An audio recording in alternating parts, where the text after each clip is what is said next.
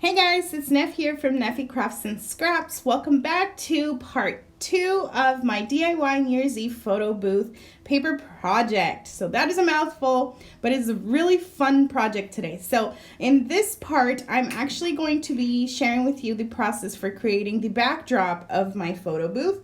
And I am using the same exact papers that I used in part 1. If you haven't watched that video, you can check it out down below.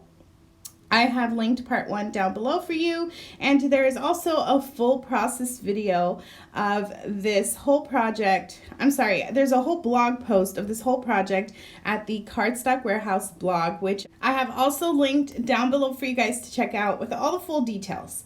So like I said, I'm using the same papers as the props. So I actually have the silver mirror papers are 8.5 by 11, and the black paper is also 8.5 by 11, but this glitter paper, the glitter paper is actually 12 by 12. So there's a few different sizes of rosettes that I'm going to be making. So of course the first step is to score all of your strips of paper. I'm scoring them at every 1/2 inch, and to create this specific size of the black papers and the silver mirror papers, you're going to need at least to stick 6 folded strips of paper together. I tried doing 4, and that wasn't wide enough for my rosette to actually open, if that makes sense. So make sure you're adding enough of these strips of paper. So you need at least 3 sheets to make the large rosettes that I will be making. I've previously actually shared a process video for making these rosettes, so I'm not going into full on detail on how to make them. They are fairly easy, so you just need to score them, fold them, and then stick them together, which is all you need to do. So I'm making about 3 different sizes.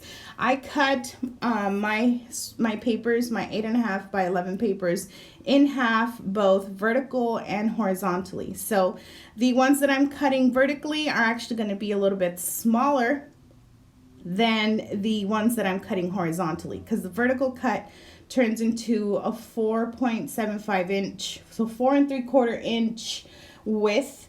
While the horizontal cut is a 5.5 cut. So I don't know if that makes any sense, but I just simply did that to create a little bit of difference. So you can see I'm actually going to share this part where I only used 2 sheets of paper, obviously cut in half, which gave me 4 strips, and that was way too tight. So I needed to add a whole sheet, because when I tried to force this down, it ended up ripping. So like I said, there you go. See, so it ripped, it popped. So I still needed a few extra sheets.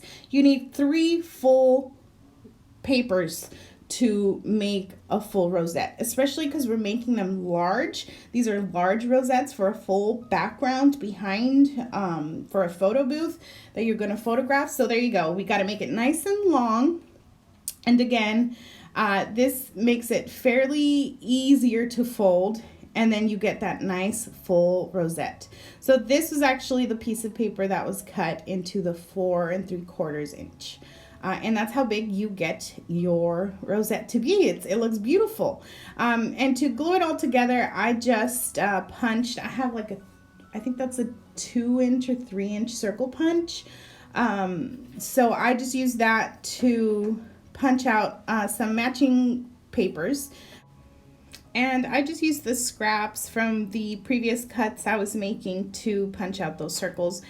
You got to use plenty of glue, and there you go. That's my first rosette. So I'm going to repeat the same process for the rest of these rosettes. Again, make sure, like I didn't, make sure that you're using enough papers here.